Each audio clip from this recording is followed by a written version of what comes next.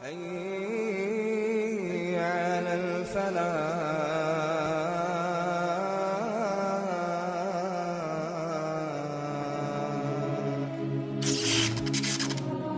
So the Ottoman Empire, may Allah reward them, did an amazing job in establishing Islam.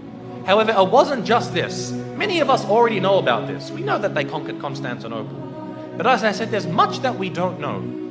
For example, many of us aren't aware of the time that Muhammad al-Fatih, rahimahullah, fought against Dracula. You've heard of Dracula before? When I say Dracula, you're probably thinking of a vampire. And you're saying, yeah, Musa.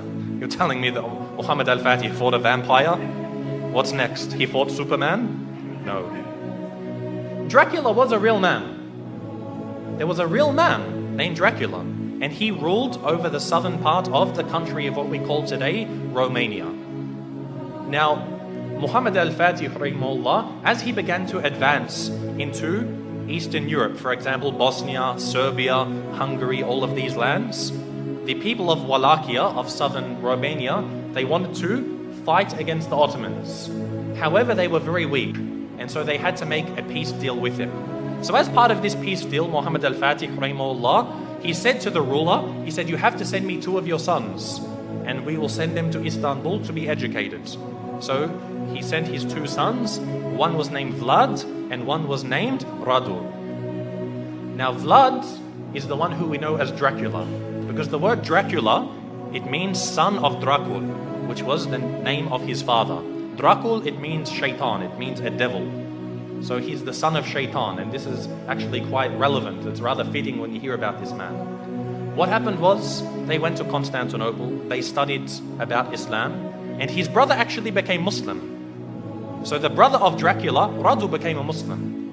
He memorized the Quran, he studied so much, and even Dracula studied the Quran even though he wasn't a Muslim. He spoke Arabic, he spoke Persian, he spoke Turkish, and of course Romanian and other languages. And later on, he was sent back to his country, where Radu remained, and he became the ruler of his country. Because the Ottomans realized they can't send a Muslim to rule over the country because they're Christians. They wanted to send Vlad, Dracula, so that they could get him there and then defeat him in a war, and they would rule the country. However, Dracula, he decided that he wasn't going to do what the Sultan wanted. The Sultan sent him 2 emissaries, 2 people to come speak with him, and they said to him, you must pay us the jizya. Now that you're the ruler of the country, you have to pay us jizya. And so Dracula, he said to them, if you want to step inside of my court, you have to take off your turban. And so they said, no, we won't remove it for you. We're not going to remove it for a kafir. So he said, take it off. Again, they refused. So he told someone to come with some very big nails and hammers, and he said, if they refuse to remove it for me, then they will never remove it again. And he commanded that their turbans be nailed into their heads. And of course, this in effect killed them. So this was an act of war. Dracula had decided that he wanted to go to war with the Islamic State. And so Muhammad al-Fatih, rahimahullah, he sent a massive army to go fight against them. But Dracula, because of his tactics and the fact that he knew the Ottomans very well, he was able to defeat them on some occasions. Now what he did is what really makes him stand out as being an absolute devil. Dracula, what he did is when they would kill a person, or sometimes they wouldn't even kill him, they would capture them, he did something which is called impaling. Now, if you haven't heard of impaling, it's a pretty gruesome thing to start to describe. What they would do is they would get a very, very big stick. They'd make it sharp at one end, they would insert it through your backsides, pass it through your body until it comes out of your mouth. They would impale them, they would pass this through their body. A lot of the time they would be alive as well. And this is how they would kill them. And then they would put this in the ground, then impale the next person, put him next to him. And the Ottoman army, when they went to go check on their troops, they found that on one of the very long roads leading to the capital of this area, they found 20,000 Muslims impaled along the sides of this road. Imagine this. And we suffer today. No doubt we suffer as Muslims today. But things like this, you can't really compare. 20,000 of them impaled.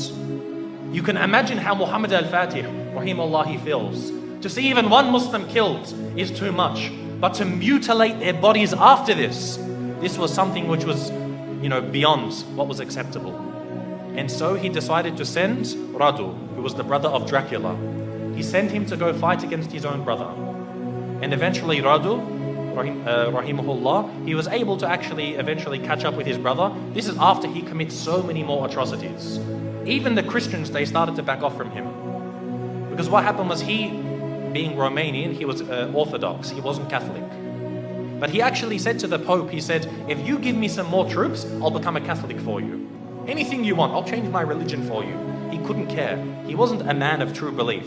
He was only a man of pragmatism on the battlefields. And so even the Christians started to distance themselves from him. However, the Muslims, they caught up with him and they faced him in battle. And it's unclear if the Muslims killed him or if his own people turned upon him and killed him. But either way, Dracula was killed. And the Ottomans, the Muslim army, defeated Dracula.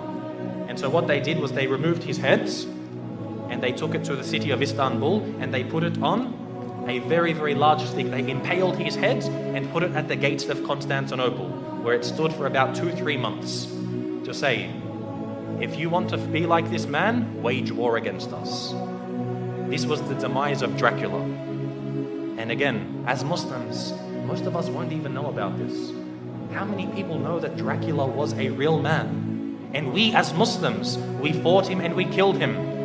You know how they say garlic kills Dracula, or a silver bullet to the heart, or a wooden stake? None of these kill Dracula. Muslims kill Dracula.